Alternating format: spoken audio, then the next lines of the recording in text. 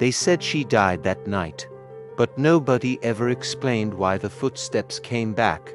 The first night after her death, a chilling silence fell over the dormitory. Then, it happened.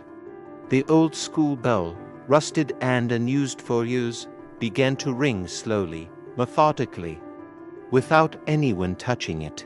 A deep, mournful toll that echoed through the empty halls. Then, the footsteps started. A distinct, rhythmic sound, ko-ko, the sound of high heels on cold, hard concrete. By morning, the silence was deafening. 3 students were missing, gone. There was no sign of a struggle. No blood, not even a misplaced book. Just an eerie quiet, and a faint, lingering smell of old leather shoes.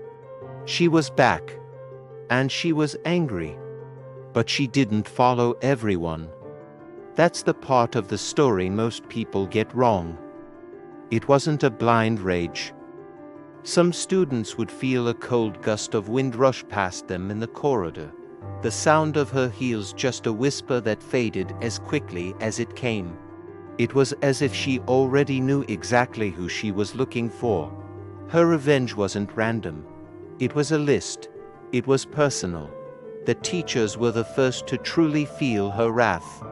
They started to fall ill, one by one.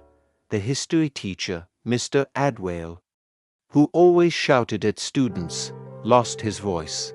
He could only make weak, croaking sounds. The science teacher, Mrs. Okoro, who prided herself on logic and reason, stopped sleeping. She'd stare at the ceiling all night, her eyes wide with a terror she couldn't explain. Jumping at every creak and groan of the old building, they all shared a terrible secret. A bond of guilt that tied them together. They were the ones who had locked her inside that storeroom. They were the ones who had ignored her desperate pleas for help. One night, the headmaster, a stern man named Mr. Bello, decided he had had enough. He was going to face it, whatever it was. He stayed behind after everyone else had gone home, sitting alone in his office, the darkness of the school pressing in on him. He heard the clock tower strike midnight, and then he heard the footsteps, caw-caw. They started at the far end of the school, slowly making their way down the main corridor. Closer and closer. The sound was hypnotic, terrifying. It stopped right outside his office door. The doorknob began to turn, slowly darker. Bello, a man who had never shown fear, felt his courage crumble. The door creaked open, and a cold draft filled the room. The footsteps entered, stopping right in front of his desk. He dropped to his knees, his hands clasped in prayer. He whispered, "We were afraid. We were just afraid.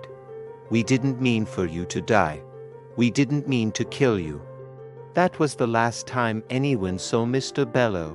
The next morning, the janitor found his office empty, but at the far end of the corridor, placed neatly side by side, were the headmaster's expensive leather shoes, empty. The school couldn't survive the fear. Parents pulled their children out, teachers resigned, and the walls themselves seemed to hold the terror of those nights. Within a month, the school was shut down, abandoned. The gates were locked, and nature began to reclaim the buildings.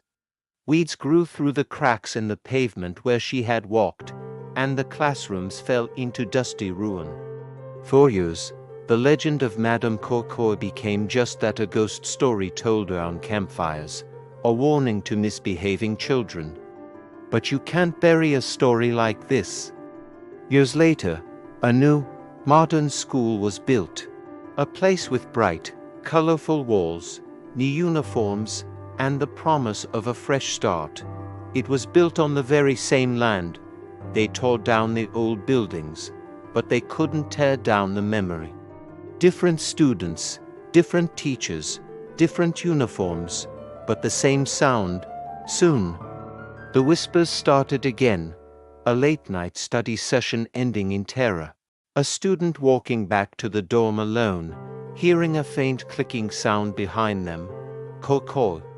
So, if you're ever walking alone at night, down a quiet school corridor, or an empty street, and you hear the distinct sound of high heels on the pavement behind you, don't run. Don't turn around. Don't even breathe too loudly. Just stand still, close your eyes, and pray. Pray that she's not walking for you. Thank you for joining us on this journey into one of the most terrifying legends. If you enjoyed this story, make sure to hit that like button and subscribe for more tales from the shadows. Stay safe, and remember, some stories are more than just stories.